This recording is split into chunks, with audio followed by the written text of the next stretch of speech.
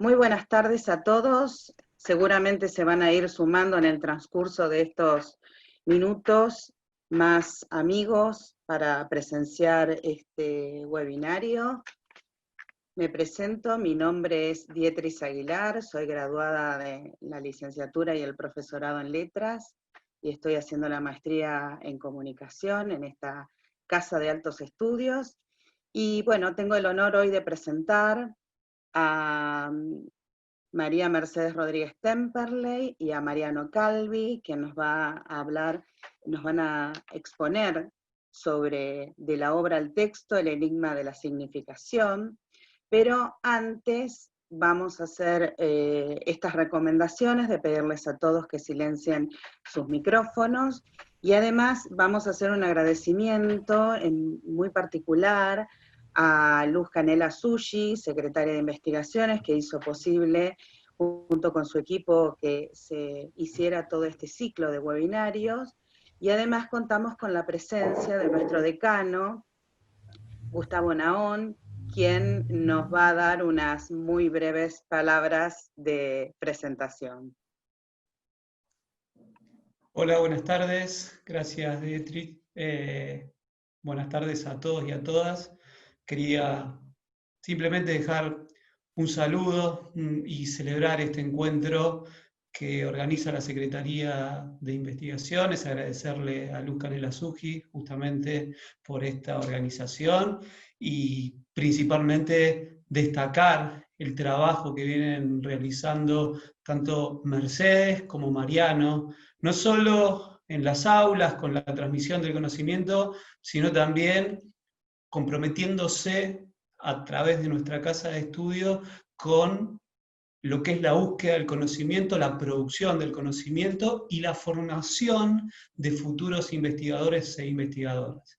Quiero decir que más allá de que son docentes referentes de nuestra facultad y de la carrera de letras en particular, también son investigadores e investigadoras referentes de nuestra casa, así que les agradezco por esta doble tarea que siempre fortalece a nuestra institución. Así que muchas gracias Mercedes, muchas gracias Mariano también. Y ya los dejo directamente con la apertura de lo que va a ser esta charla sobre que va desde la obra al texto, el enigma de la significación. Vamos a ver de qué se trata. Muchas gracias. Bueno, muchas gracias, Gustavo. Así que continuamos, vamos a contar un poco cómo es la dinámica de este encuentro. En un primer momento va a ser la exposición el doctor Mariano Calvi, luego la doctora Mercedes Rodríguez Temperley, y al final se tendrán en cuenta todas las consultas que ustedes quieran ir haciendo a lo largo de este webinario, que los pueden ir poniendo en el chat, nosotros tomaremos las consultas desde ahí. Y bueno, para hacer la apertura de este encuentro, quería contarles el propósito.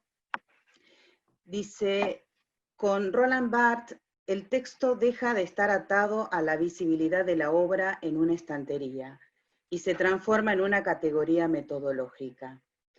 La distancia entre la lectura y la escritura se reduce al mínimo y en esa relación de pertenencia mutua libera un espacio social en el que los lenguajes circulan y los sentidos se diseminan a través de la obra o de varias obras. Ecos, citas y referencias despliegan la pluralidad estereográfica de un tejido significante que no tiene centro, fin o propietario. Próximo a estas premisas, algunas décadas más tarde, Werner Hamacher encuentra en la constitución crítico-hermenéutica de la filología un movimiento que la desborda. El regreso cíclico a una forma primera y originaria despierta un afecto que irrumpe como autoparodia continua del lenguaje.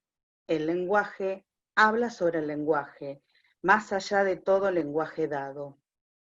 Los textos no son solamente productos de la intención de un autor, sino mediados en los cuales intervienen otros agentes capaces de incorporar sentidos nuevos, copistas, impresores, lectores, traductores.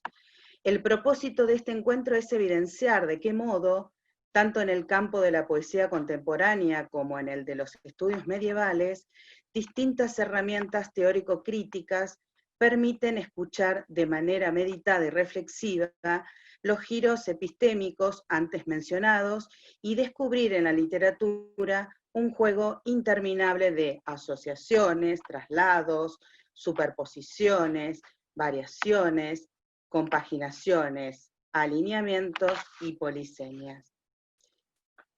En primer orden, el doctor Mariano Calvi, que tocará el tema Más allá del nombre, la herida del poema.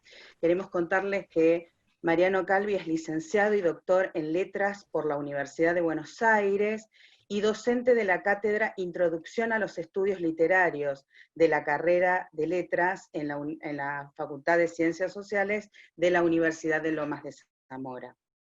Codirige en esta facultad el proyecto de investigación El lenguaje como objeto de estudio, genealogías de una episteme, y el eje de sus trabajos está constituido por la articulación de los conceptos de poesía, representación y acontecimiento en el marco de la reflexión teórica y crítica contemporánea.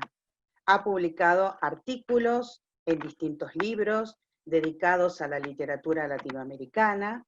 Entre los autores estudiados se encuentran Amelia Biagioni, Alejandra Pizarnik, Edgar Bailey, Macedonio Fernández, Juan L. Ortiz, Alberto Guirri y José Gorostiza. Con ustedes, el doctor Mariano Calvi. Bueno, muchas gracias, Beatriz. ¿Se escucha bien? Bien, ok, gracias por los gestos. Muchas gracias, Gustavo, por la presentación y las palabras, con la calidez de siempre. A Luz, por supuesto, a Jessica, que no la estoy viendo, pero está ahí con los fierros, asegurando que todos podamos vernos. Y a Beatriz, muchas gracias por la presentación. Y a ustedes también, que están ahí, compartiendo este encuentro, que obviamente tiene características particulares, y creo que también le dan una emotividad, una emoción especial a esto que vamos a compartir hoy con Mercedes. Y bueno, la idea es contarles algunas cuestiones sobre las que hemos venido trabajando, por un lado Mercedes, por otro lado yo, que tienen que ver, sí, centralmente con el lenguaje, con la poesía, con la literatura, y con el modo en que el sentido y las significaciones se producen cuando alguien toma en sus manos, por ejemplo, un libro. Voy a empezar, y les cuento acá las cosas que anoté.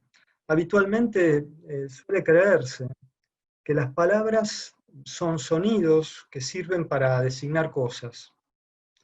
Sin embargo, no siempre fue así. En la antigua Grecia, unos 500 años antes de Cristo, se usaba la palabra logos para referirse al lenguaje. Si bien actualmente funciona como un sufijo que remite a la idea de conocimiento racional o científico, en ese entonces la palabra logos no tenía mucha relación con eso, básicamente ninguna. Logos indicaba en aquel entonces no solo el acto de hablar, sino el enigmático entrar en presencia de las cosas. ¿Por qué es enigmático ese entrar en presencia de las cosas? Simplemente porque señala una experiencia que para nosotros resulta paradójica o contradictoria. El aparecer de las cosas para los griegos ponía en un plano de igualdad tanto la presencia como la ausencia.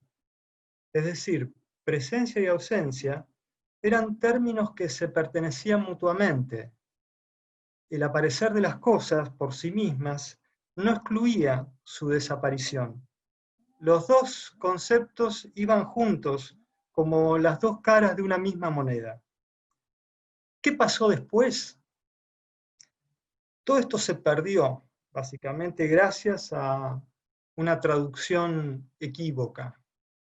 El latín desplaza al griego y logos termina transformándose en ratio, es decir, en razón, agrupando dos nociones que inicialmente estaban separadas: hablar, por un lado, y percibir mediante la razón, por el otro.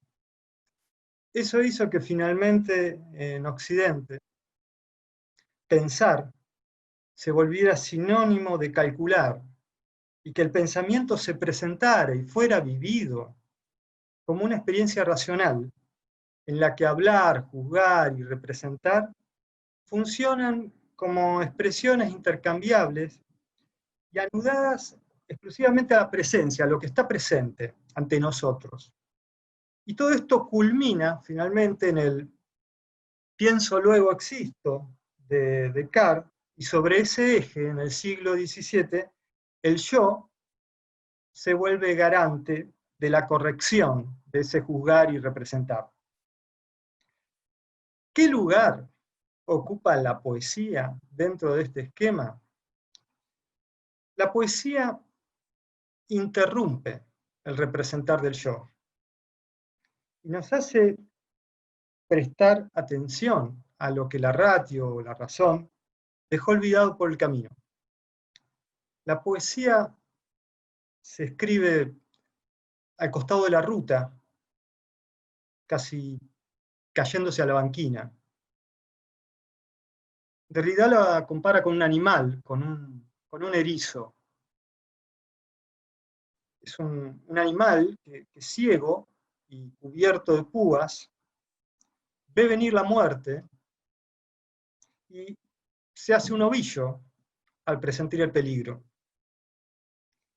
No hay poema sin accidente. Dice, no hay poema que no se abra como una herida. Sin embargo, tampoco hay poema que no sea hiriente. Al dictado de la herida hiriente, un poema de Amelia Biagioni nos encandila y dice, soy mi desconocida. Tan solo sé que el bosque errante de los nombres es mi hogar. Escuchar un poema es seguir la línea móvil e inestable que une aquellos puntos en que los nombres oscilan entre el ámbito de lo representable y la región en la que azarosamente desaparecen.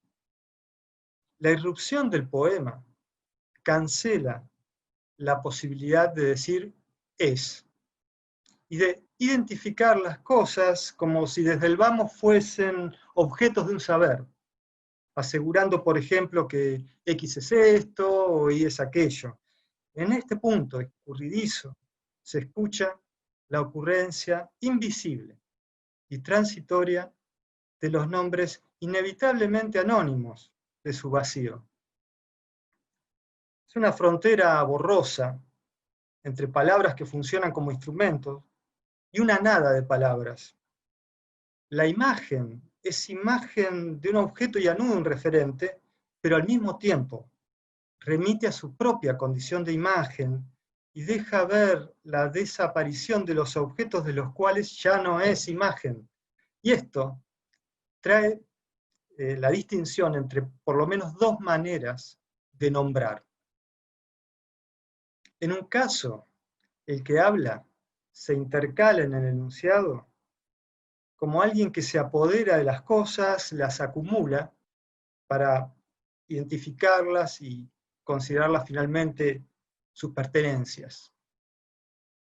En cambio, cuando la poesía sucede, el hablante es tomado de rehén por ese aparecer de las cosas por sí mismas.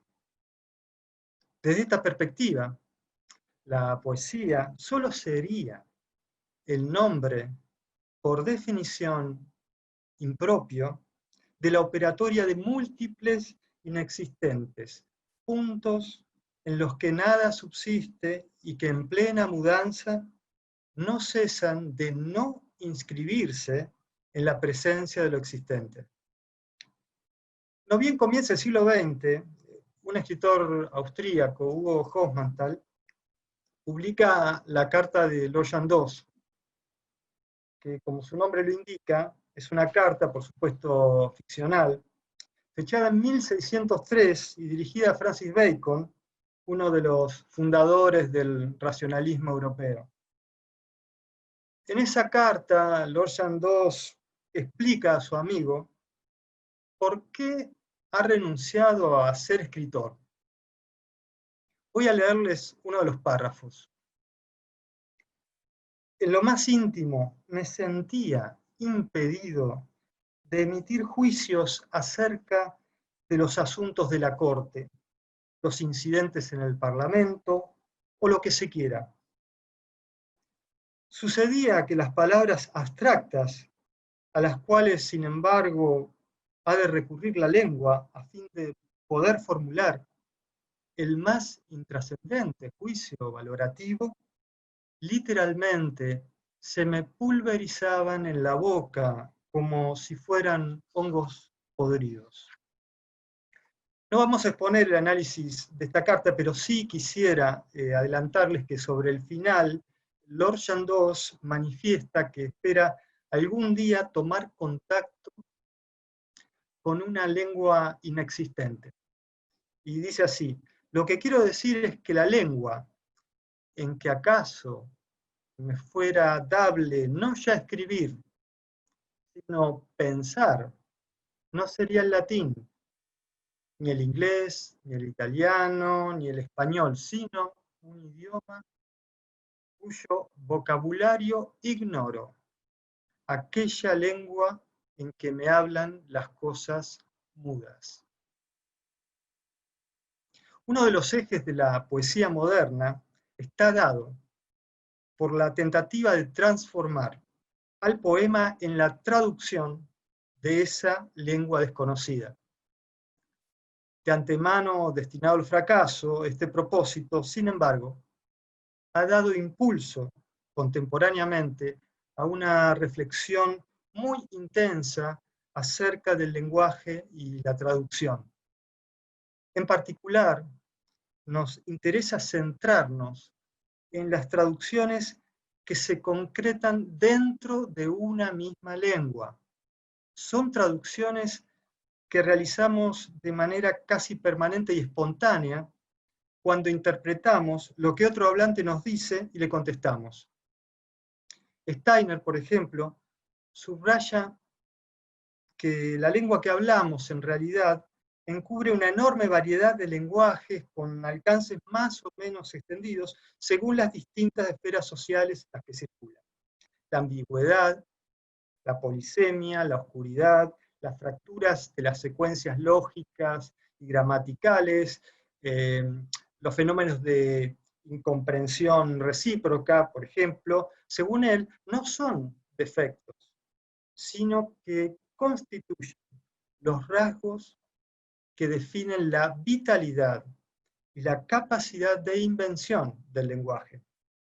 La proliferación de lenguajes dentro de una misma lengua obedece a la producción singular y heterogénea de enunciados en permanente tensión entre el espacio de la intimidad y los regímenes modelados por el carácter público de las comunicaciones. Aquí tenemos entonces una primera consecuencia de lo anterior. Aun cuando solo conozcamos un idioma, el castellano, por ejemplo, en la práctica hablamos más de una lengua. Al hablar, hablo de algo a alguien, pero también le hablo al lenguaje y le contesto tomándolo imaginariamente como objeto. Entro y salgo de un mismo idioma, gracias a que en él conviven innumerables lenguajes que configuran una infinidad de maneras de entender y sentir eso que llamamos realidad. Ahora podemos dar un paso más y pensar que si nuestras comunicaciones cotidianas implican permanentes actos de traducción, hay algo en las lenguas que falta desde siempre. Ese algo que falta es lo que exige el acto de traducción, pero es también lo que lo impide. La traducción nunca es plena, siempre hay algo que queda sin traducir.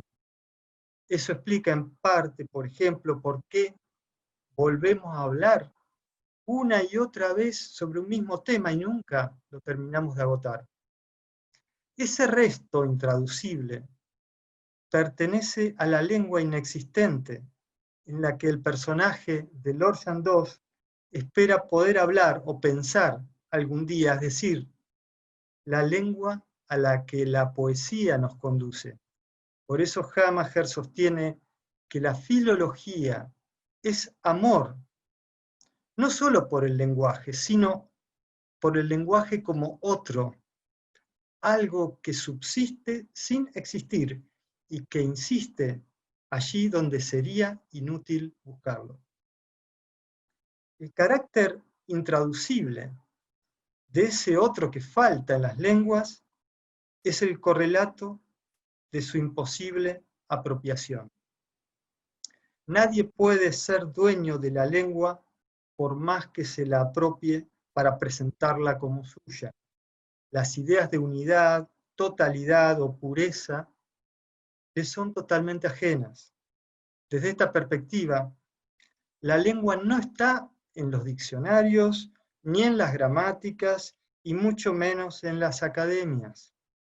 La lengua, en todo caso, es un campo de batalla. ¿Dónde está la paradoja? Precisamente en que, al no ser una totalidad homogénea, sino estar hecha de una infinidad de múltiples que tampoco son unos y se diseminan sin freno, rechaza cualquier unidad y no cesa de multiplicarse cada vez que alguien habla para traducir aquello que en la lengua falta y es radicalmente intraducible. La localización del acontecimiento por el cual alguien se nombra y reconoce a sí mismo en el pronombre yo implica la invención de una lengua otra, que no se deja regular por la mediación de ningún esquema normativo. Esa operación afecta a la lengua que uno tiene sin saberlo, liberándola del encierro en la unidad del sistema y provocando lo que se llaman deformaciones, transformaciones, anomalías, etc. Y todo eso evidencia finalmente que no hay lenguas dadas, solo hay la promesa de una lengua que aún está por venir y cuya inexistencia es disimulada por el fantasma de la monolengua, aparentemente disponible y a la mano. La lengua está en el otro y viene del otro. Es la promesa de lo imposible, la unicidad de una lengua sin unidad. No tengo más que una lengua y no es la mía, dice Derrida. Mi lengua, la única que me escucho hablar y me las arreglo para hablar, es la lengua del otro. Es la lengua del poema, que borra las fronteras, se escapa de las manos y apenas puede ser oído. Se abre como una herida, sobreviene de improviso y corta el aliento.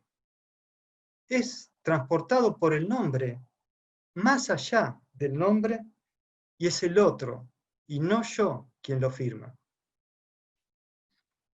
Un poema de Carlos Batilana parpadea al borde de la perplejidad y se hace pregunta.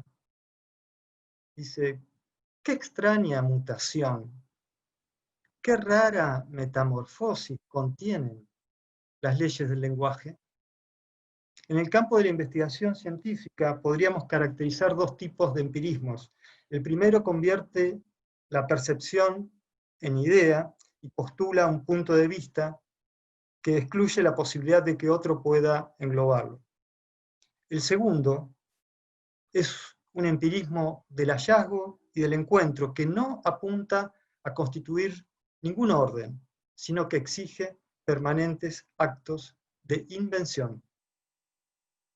Atento a esta última experiencia, Hammacher recuerda a Nietzsche y afirma que la filología nos enseña a leer dejando las puertas abiertas, porque en ella puede acontecer la poesía, es decir, un despalabramiento como traspaso de una lengua a otra, ahí donde las lenguas hablan unas con otras, al darse y quitarse entre sí las palabras. Si bien a lo largo de su historia la filología se ha consolidado como técnica epistémica, en este proceso se deja escuchar el movimiento precario por el cual el lenguaje habla sobre el lenguaje más allá de todo lenguaje dado.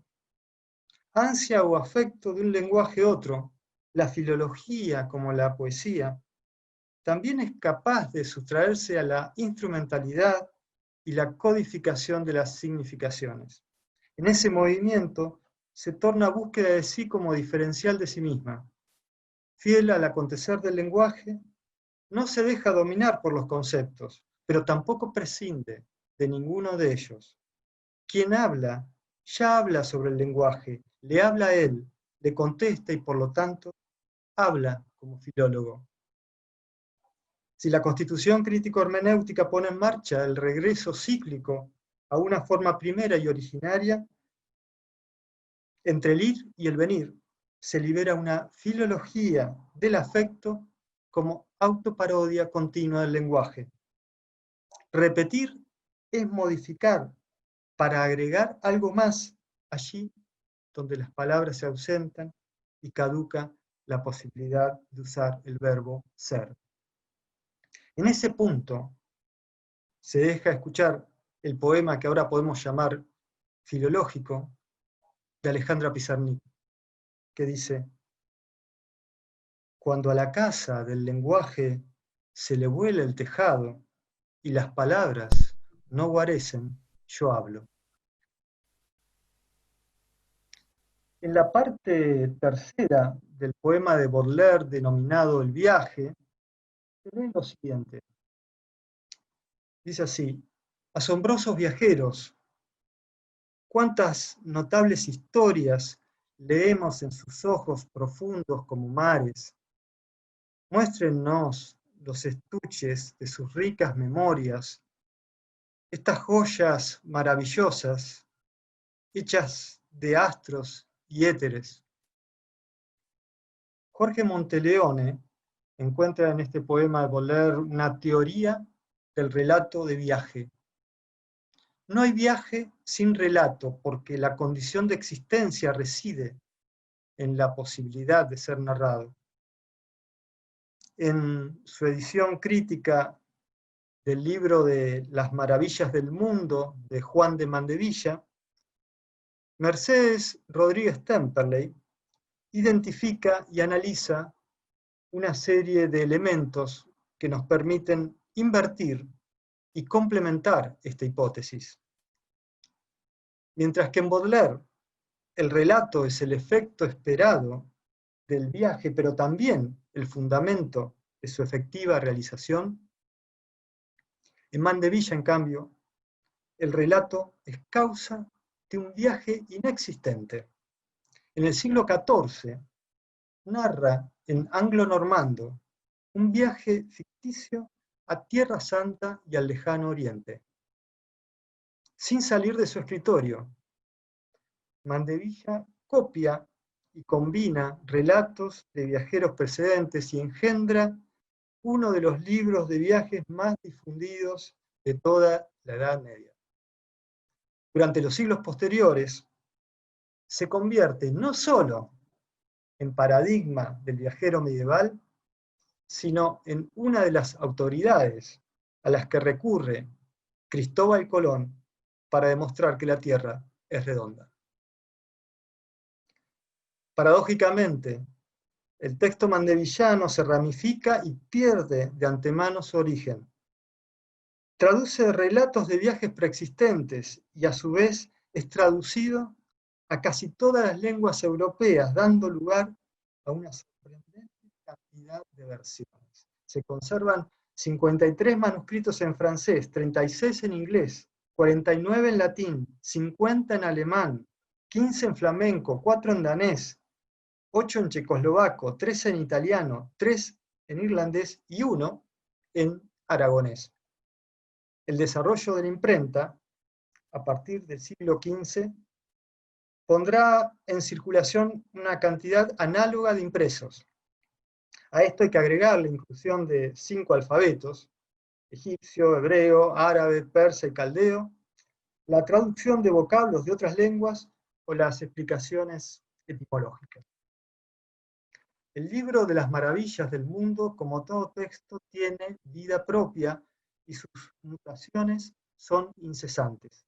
Hacia atrás o hacia adelante, la unicidad de la obra se deshace en un proceso de producción textual en el que participan sincrónica y diacrónicamente copistas, impresores, lectores, traductores, editores, filólogos. Todos ellos reescriben lo aún no escrito. Por eso, Mercedes Rodríguez Temperley advierte, la cito: los traductores y copistas del texto no siempre se mantienen fieles al original que copian, en parte porque cometen errores y equivocaciones, y en parte porque en muchos casos se apartan de una traducción más o menos literal para insertar aclaraciones, interpolaciones de fragmentos textuales pertenecientes a otros textos, digresiones, en suma, tendientes a clarificar el texto que traducen. Entre el olvido, el error y el comentario subyace toda una teoría de la lectura. Al respecto, Juan Ritvo señala, lo voy a citar: la memoria olvida que la memoria es una función del olvido. El olvido recuerda tenazmente, la obstinación del recuerdo que se desvanece. El olvido recuerda intermitentemente, que el recuerdo inventa destruyendo. En el instante de la repetición, alguien puede empezar a leer lo que no sabe y a pensar sin pensamientos. El leer transforma un discurso en texto.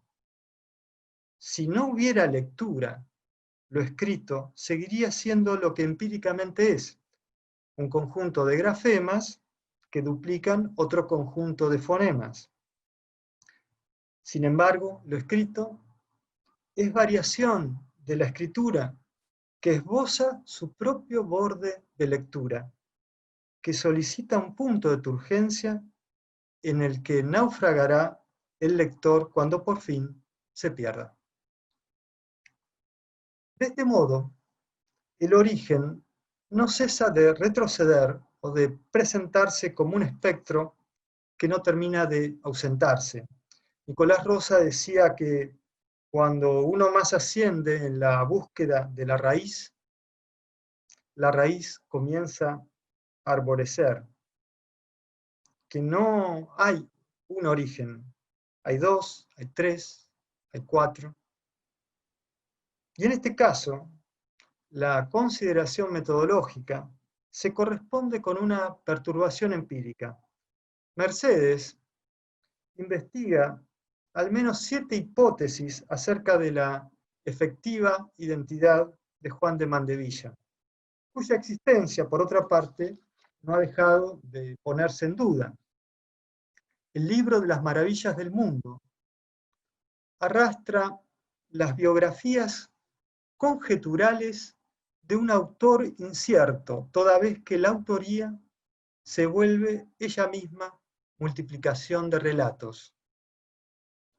el enmarañado testamento de las versiones disimula un cuerpo ausente en la letra manuscrita. El hecho de que Mandevilla se nombre a sí mismo no hace más que subrayar su extinción. El yo es una palabra y por consiguiente anticipa que todo lo que se diga acerca de él será una construcción hecha enteramente de lenguaje.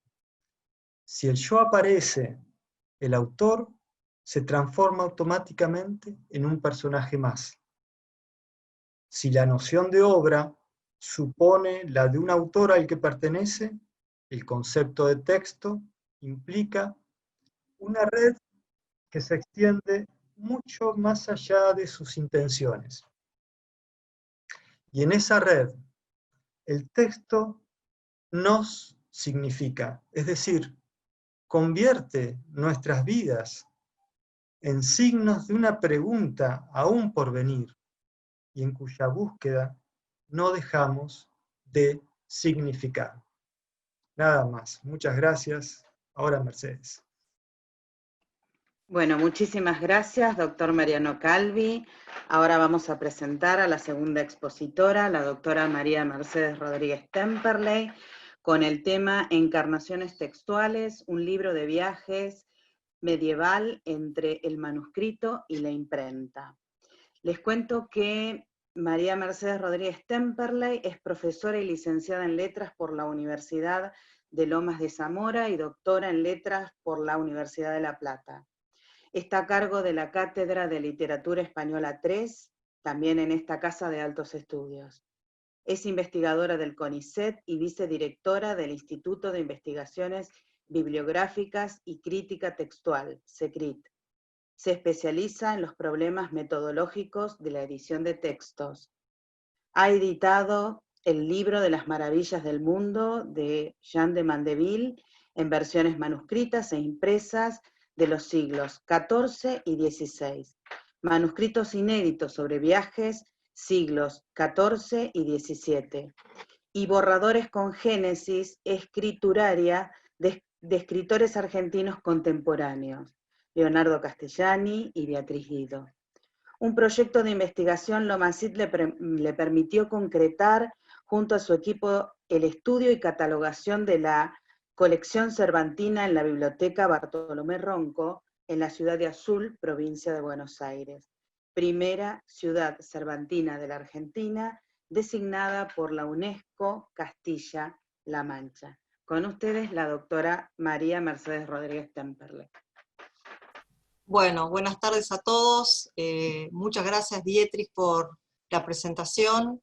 Muchas gracias también, me sumo a lo mismo que dijo Mariano, a Luz Canela Suji, a Jessica y a nuestro decano Gustavo Nahón, por este apoyo que siempre nos brindan, y también por haber organizado este tipo de reuniones que creo que en estos momentos, para más de uno de nosotros, nos permiten un reencuentro que sería muy difícil de otra manera, ¿no? Así que realmente estoy muy contenta de reencontrarnos de este modo.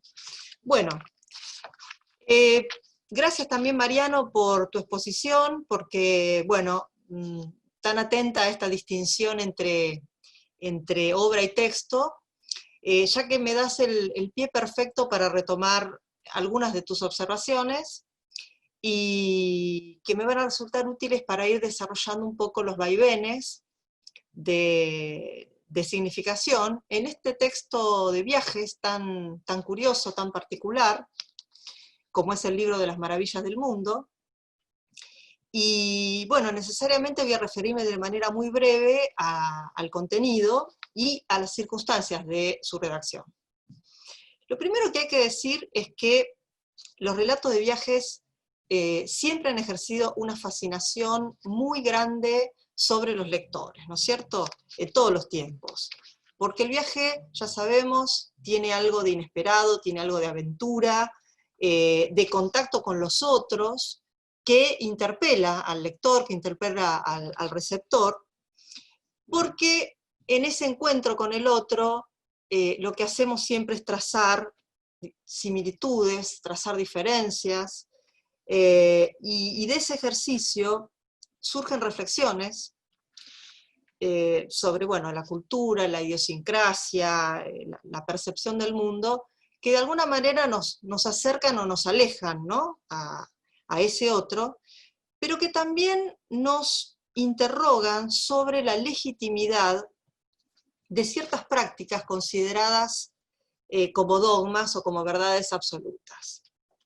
En este caso, estamos hablando de un viaje escrito en primera persona, 30 años después de haberse realizado, la fecha que pone Mandevilla es el año 1357, y esto nos lo aclara el mismo autor al final del texto, cuando dice que lo escribe estando ya viejo y artrítico, y que escribe por solaz, por placer, y que procura contar nuevas diversidades porque las cosas nuevas placen. Es decir, la novedad gusta, ¿no?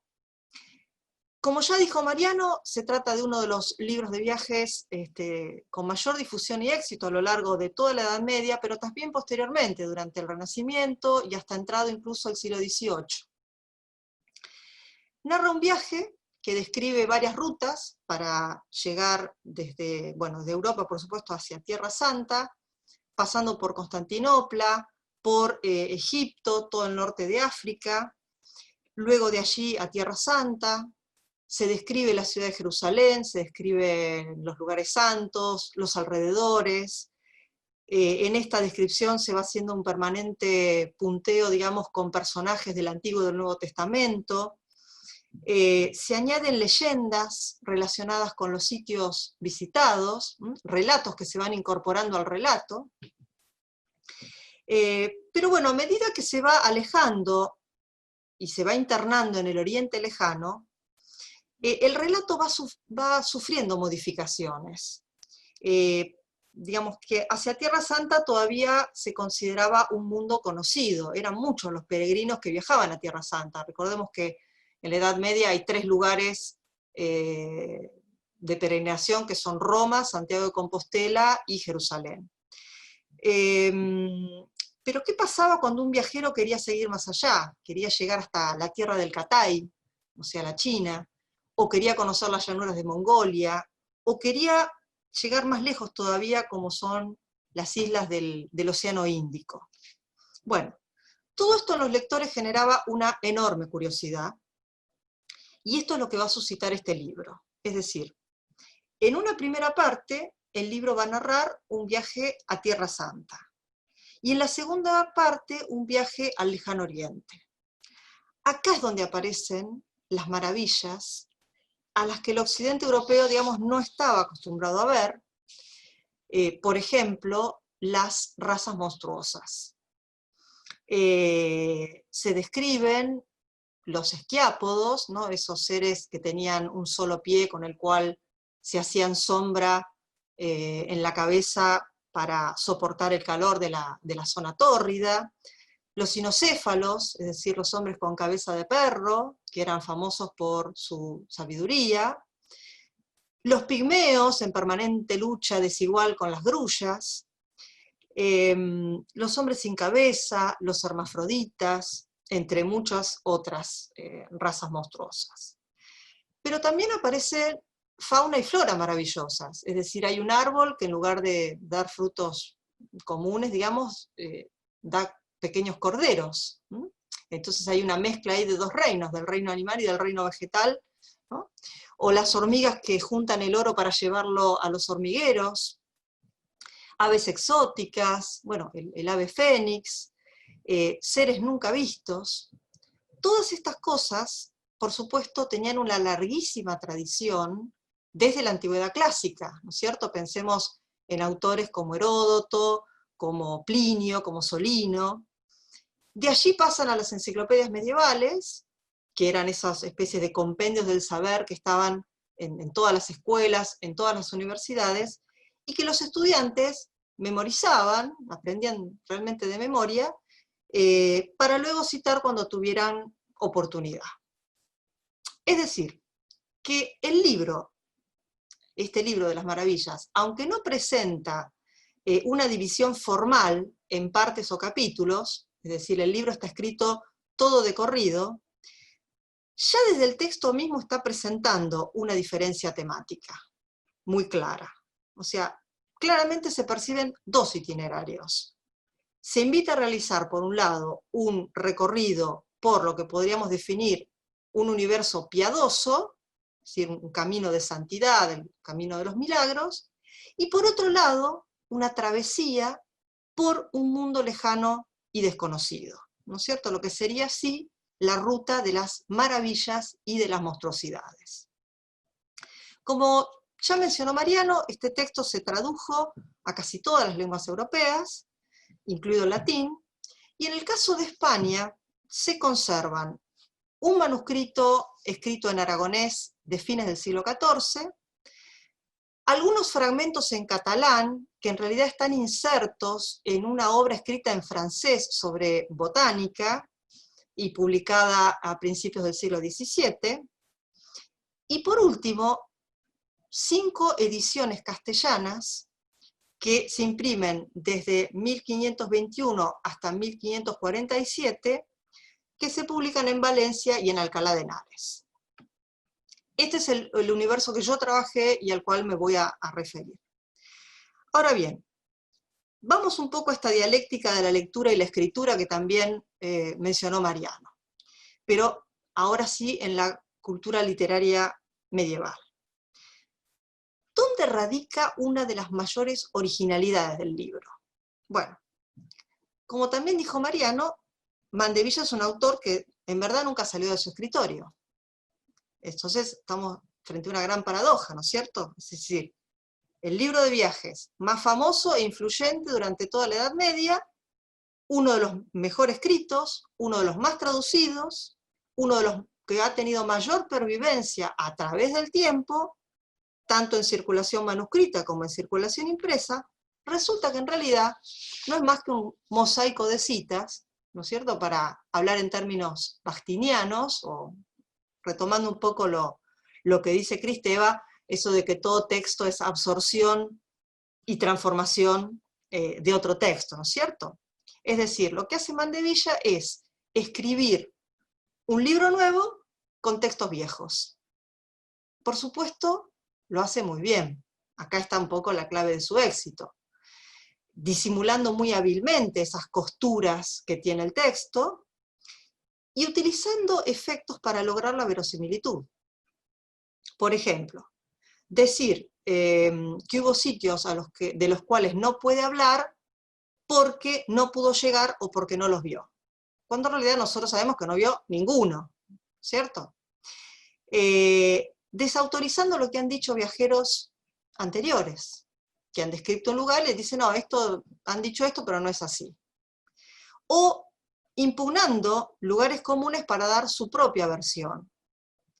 El resultado de esto es un trabajo literario, realmente. Es un texto bien escrito, es un texto que tiene una estructura sólida, y ahí radica buena parte de su éxito. Ahora bien, esta enorme difusión del texto a través de los manuscritos, a través de la imprenta, no ha tenido en las historias de la literatura española, en los manuales de la literatura española, o sea, en el canon literario, el sitio de honor que realmente le corresponde. Por supuesto, no hace falta mencionar el rol que tienen las historias de la literatura como fábricas de canonización literaria, ¿no es verdad? Bien, cuando finalmente edité el manuscrito aragonés del Libro de las Maravillas del Mundo, en el año 2005, previamente me había dedicado a rastrear, como parte de la investigación, las referencias al libro de Mandevilla en los principales manuales e historias de la literatura española de diversas épocas. Y aquí revisé 19 historias de la literatura española publicadas entre los años 1849 y 1999. De esas 19 historias de la literatura, solamente 6 mencionaban el libro de Mandevilla. Estamos hablando de historias de la literatura española. Ahora bien, no es un detalle menor, ¿no es cierto?, para un libro que había circulado en la península, al menos en 3 lenguas, aragonés, catalán y castellano, que había circulado en formato manuscrito y en formato impreso, que había sido pedido expresamente por un rey, Juan I de Aragón, y que, bueno, de alguna manera tenía además otras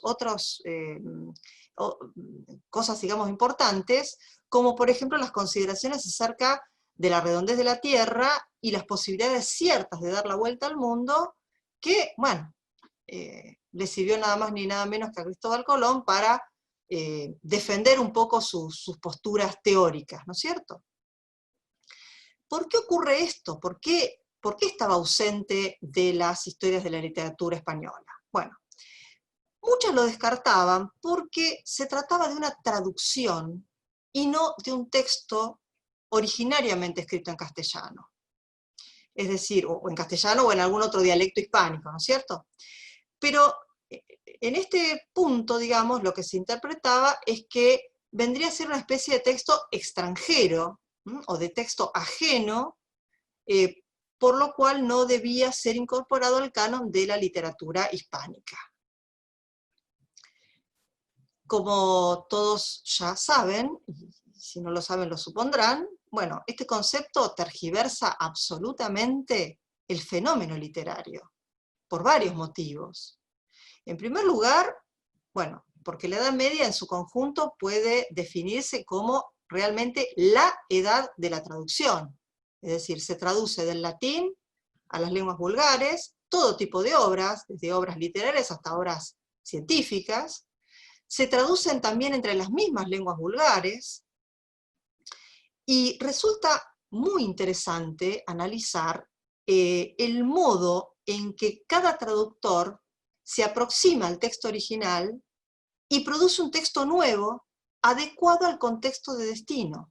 Un poco lo que recién apuntaba brevemente Mariano, ¿no? Estas intervenciones, ¿no? Es decir, que en estas traducciones lo que se opera es manipulaciones del sentido, permanentemente, a través de las actualizaciones, que pueden ser no solamente actualizaciones lingüísticas, es decir, de palabras que ya no se usan y entonces se las reemplaza por otras, sino también comparaciones que muchas veces el copista cree necesario incorporar, o sustituciones, se cambia una cosa por otra, o amplificaciones, se añaden fragmentos, se añaden hasta folios completos, que a veces vienen de otro libro que no tiene nada que ver, lo cual en ocasiones cambia el significado original del texto primero, ¿no es cierto? Y de ese modo lo alejan de los sentidos que el propio autor quiso darle a su texto. Esto nos resulta un poco impensable en nuestra época, que estamos tan acostumbrados a un texto fijado, ¿no es cierto? Y donde el autor revisó, dio el ok a la imprenta, al editorial, y eso no se toca hasta que él mismo vuelva a decir si lo quiere modificar o no. Entonces, lograr una buena edición crítica de un texto permite darle nueva vida a ese texto, revivirlo. Y eso tiene como consecuencia muchas veces el ingreso tardío, muy tardío, al canon a través de las historias de la literatura. Porque el texto adquiere nuevo valor a través de esa edición, que además lo que hace la edición, además de fijar el texto, es presentar un estudio preliminar en donde va explicando todas estas cuestiones. Señores, ¿cómo nadie vio esto? Bueno, Mariano habló de la herida del poema. Y en los subtítulos de nuestras intervenciones yo elegí las encarnaciones de los textos. semánticamente estamos en un mismo universo, estamos hablando de textos vivos, por decirlo de alguna manera, ¿no? Es decir, estamos considerando que todos los textos, como todas las demás cosas humanas, son fenómenos encarnados, ¿no? Y el cuerpo del texto no es exclusivamente lingüístico, ¿no? No hay que olvidarse que los textos, y mucho más en esta época, en esta época medieval, son productos mediados en los cuales intervienen distintos agentes, ¿no? No son solo producto de la invención de un autor.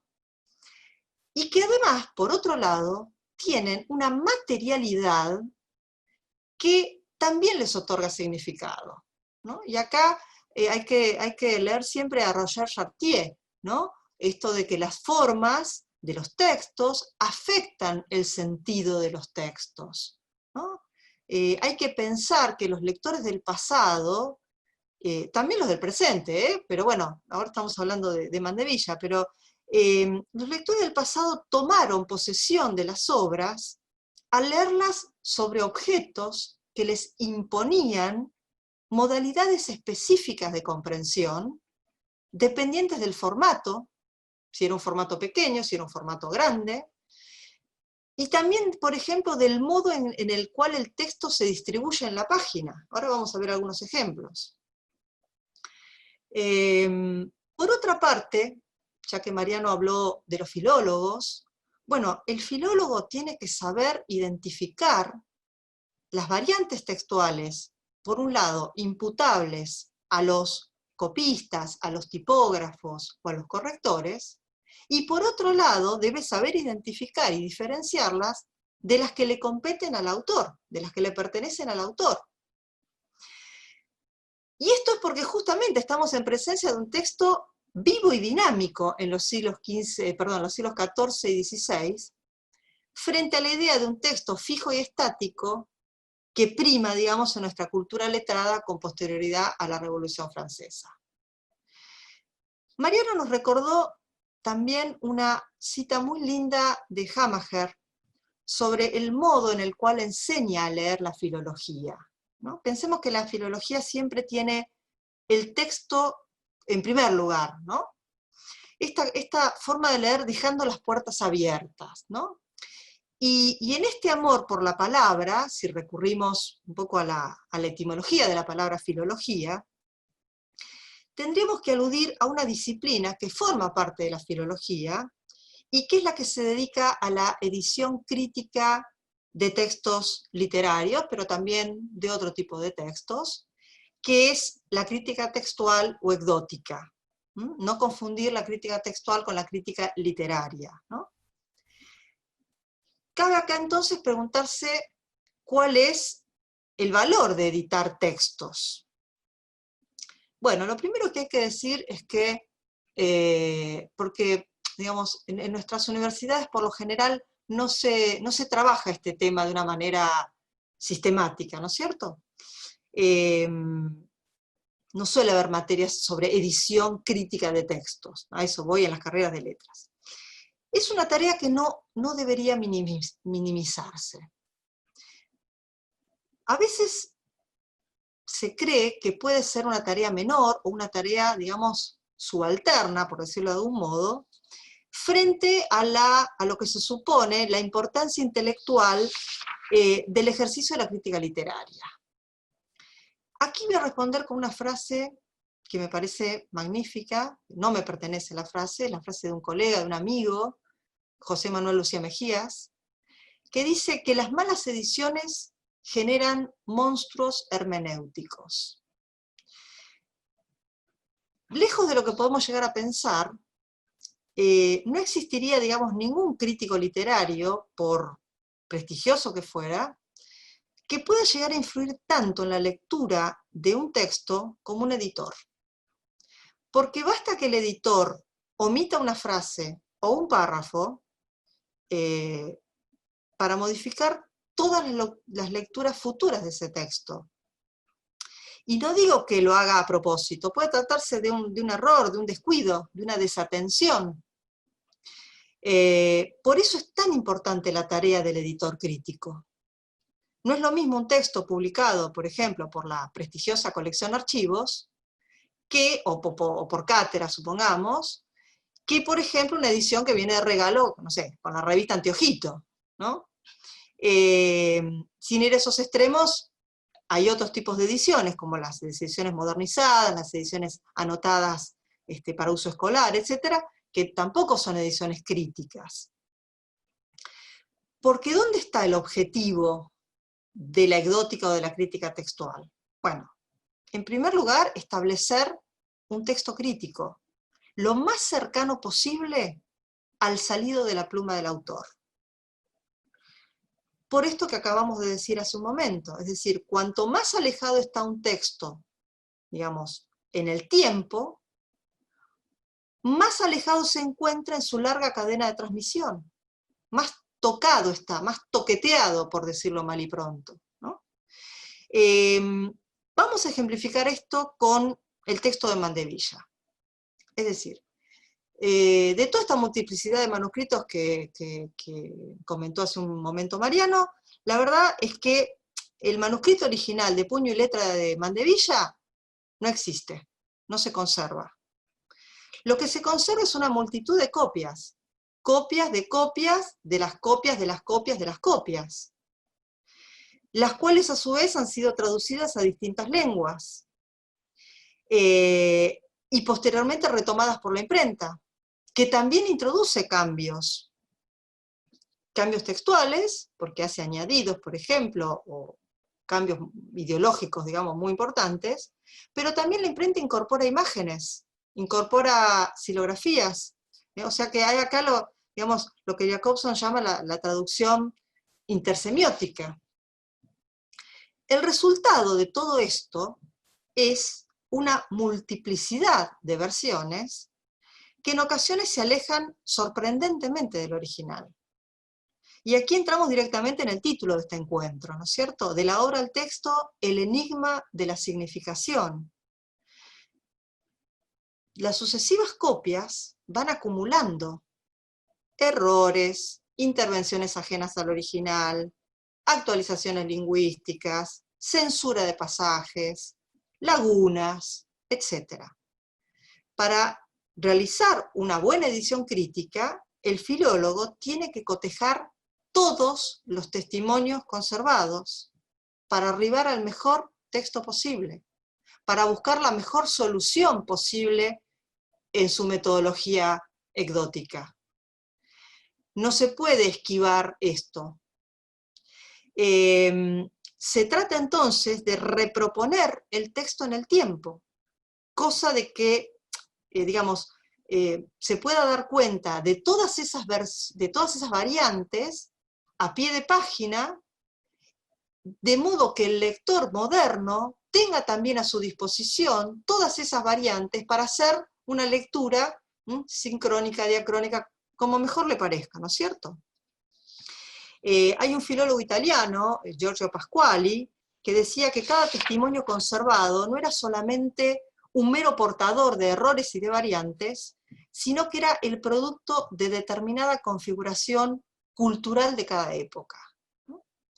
Para ilustrar entonces todas estas afirmaciones, voy a apelar a algunas imágenes y ejemplos para comparar muchas de las ediciones que tenemos en nuestras bibliotecas y que, digamos, ver cómo detrás de ese libro legible que tomamos del estante se esconde la tarea silenciosa y a veces invisible de un editor crítico o de un filólogo. Vamos a ir primero al manuscrito aragonés del siglo XIV, que se conserva en la Biblioteca del Escorial. Voy a compartir pantalla.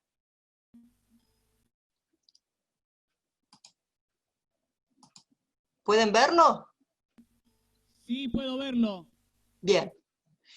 Este es un ejemplo de un folio del manuscrito aragonés. No se compartió, Mercedes. ¿No?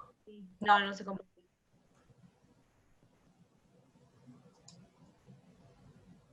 Ahí lo veo, María Mercedes. Ahí lo veo. ¿Se ve? No. No. A ver.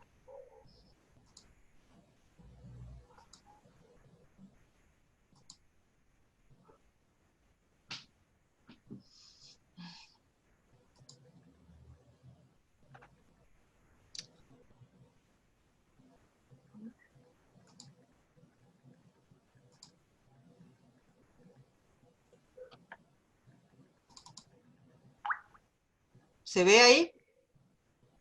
No. No. Qué macana. A ver, compartir pantalla. Compartir. ¿Se ve ahí? Ahora sí.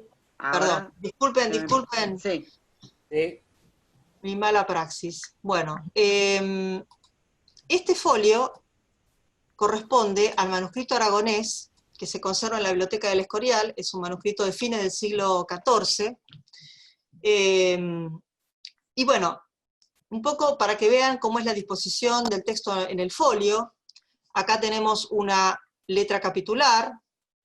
El tipo de letra, digamos, es bastante clara en comparación con la letra de algunos otros manuscritos, pero les muestro nada más que las dos primeras líneas, ¿no? Agora, ven el mouse, ¿no es cierto? Voy leyendo. Agora vos he yo divisado, he dicho, los caminos por los cuales hombre va primeramente al más luengo, como a Babilonia. Fíjense esto es una abreviatura, primeramente. Acá, ¿cómo tiene una letra mayúscula en medio de la palabra? O sea, en medio de la frase, las mayúsculas no se utilizan así. A Babilonia está escrito todo junto, la preposición y el nombre propio, pero el nombre propio de Babilonia está con minúscula. Fíjense que no hay signos de puntuación. ¿Sí?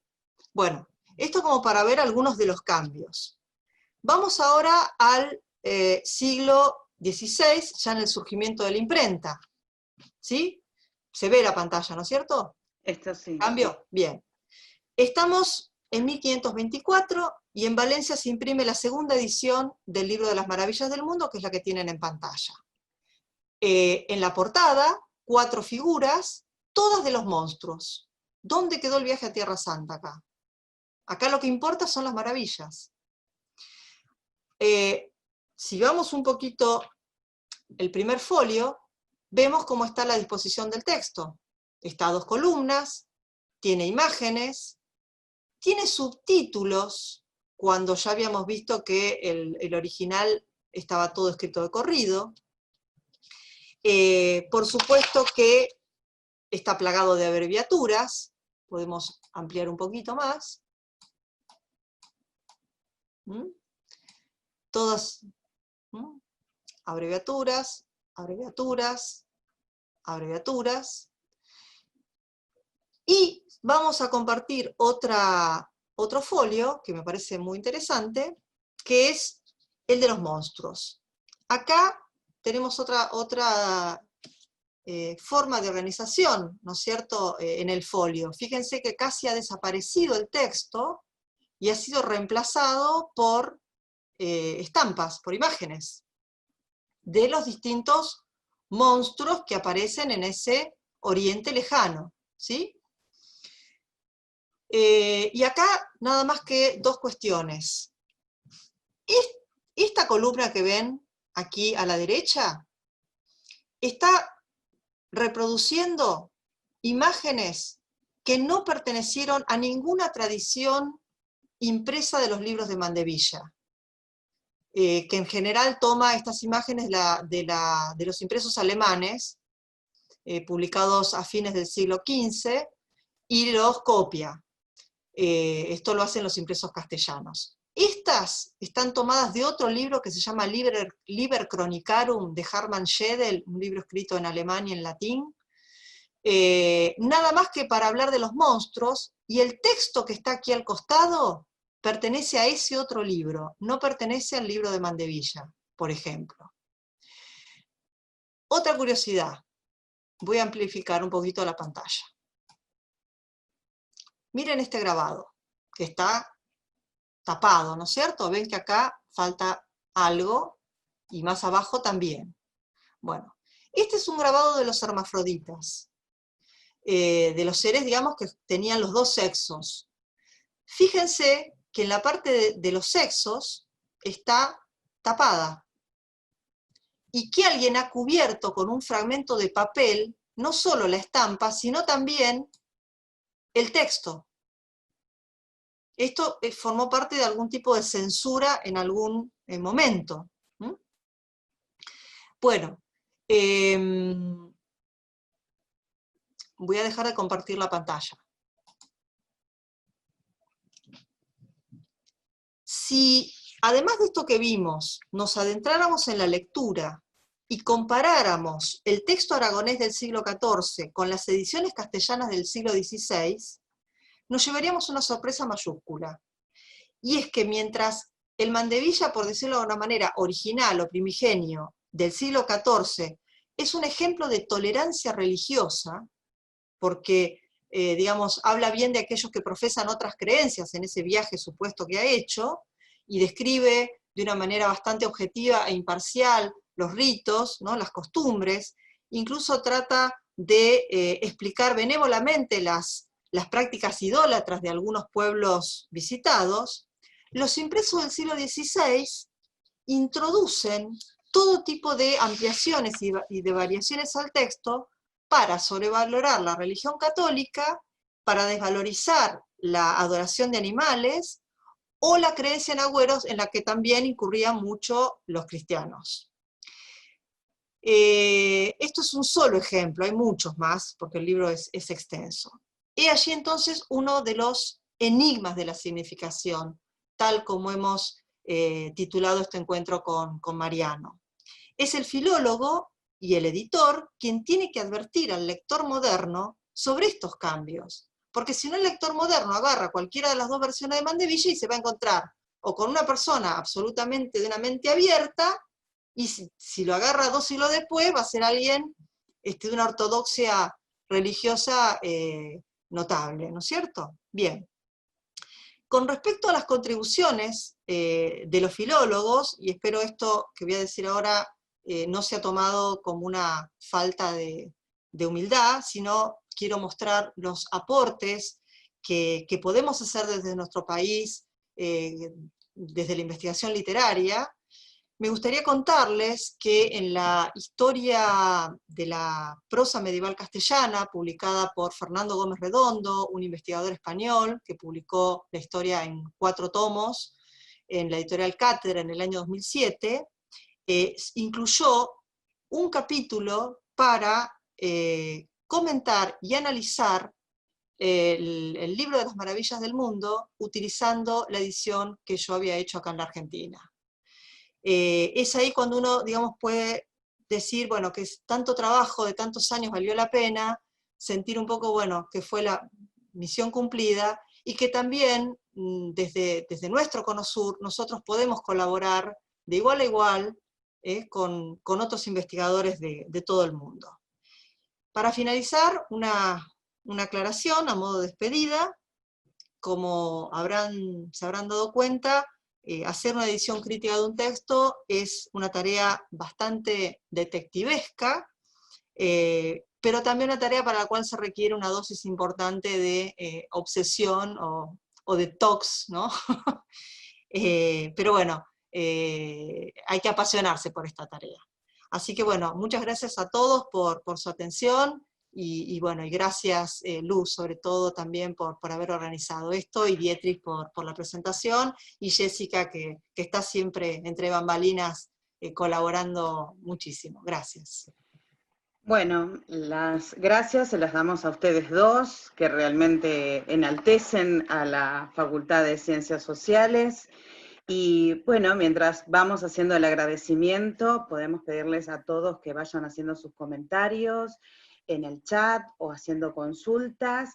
Mientras tanto, agradecemos también a todos los otros docentes de la facultad que están acompañándonos en este encuentro, así también como alumnos, exalumnos, y todas aquellas personas, amigas, que han aceptado la propuesta, porque bueno, el mérito lo tienen el doctor Calvi y la doctora Mercedes Rodríguez Temperley, por supuesto, ¿no? Así que abrimos el chat para que ustedes puedan hacer sus consultas. Mientras tanto, yo le hago una pregunta personal, quería saber cuál es el proyecto en el que están embarcados los expositores. y bueno, cuál es su próximo proyecto, si es que lo continúan, o bueno, cuál es la línea de investigación que van a seguir cada uno. Mariano, no sé si querés empezar vos.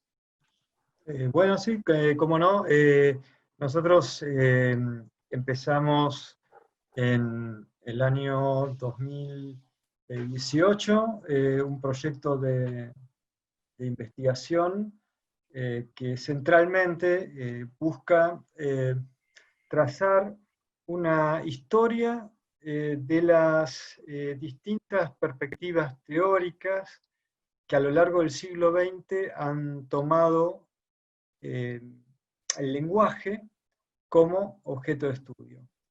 En ese marco, nosotros hemos ido acotando ese objeto, que es bastante amplio, y para hacerlo hemos tomado precisamente como eje el concepto de traducción, no en términos estrictamente lingüísticos, sino en términos más bien filosóficos y culturales.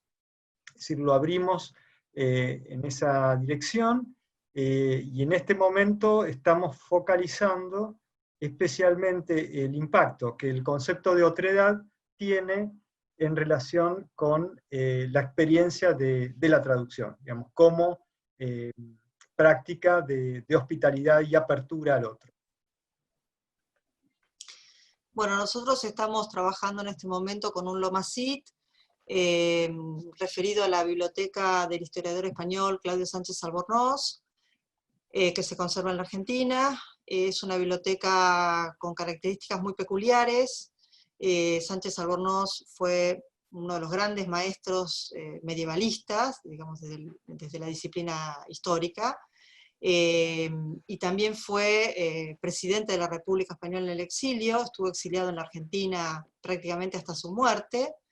Dentro de los libros conservados de su biblioteca, existen infinidad de manuscritos de Don Claudio, como lo llamamos cariñosamente, y objetos de todo tipo que muestran las relaciones, muchas veces entre intelectuales, en ese momento, digamos, con posterioridad a la guerra civil, y bueno, y cómo fueron esos movimientos de agente cultural, que muchos de ellos ejercieron en distintos lugares de Latinoamérica, porque bueno, hubo muchos que se exiliaron en la Argentina, pero también México fue un país que recibió muchos intelectuales españoles. Entonces estamos haciendo un trabajo de recolección de todo ese material, bueno, en vistas a hacer un poco lo que se está trabajando ahora en proyectos internacionales de distintos lugares relacionados con los objetos guardados dentro de los libros, o sea, los libros como cápsulas del tiempo, en ese sentido, y también todas las anotaciones marginales que Sánchez Albornoz fue realizando en esos libros, y sobre todo en uno de ellos, que es la gran polémica que va a sostener con otro pensador español, que es Américo Castro, en cuanto a los orígenes de España. Estamos trabajando con un equipo bastante nutrido de estudiantes, de profesores de la Universidad Nacional de Loma de Zamora, y también de la Universidad de La Pampa, de la Universidad de Buenos Aires y de la Universidad Católica Argentina. Así que bueno, estamos en plena tarea. Ahora esta pandemia nos impidió un poco seguir, bueno, pero trabajamos desde casa. Bueno, las palabras de los participantes son de felicitaciones, de agradecimiento, de un aplauso virtual para los dos expositores.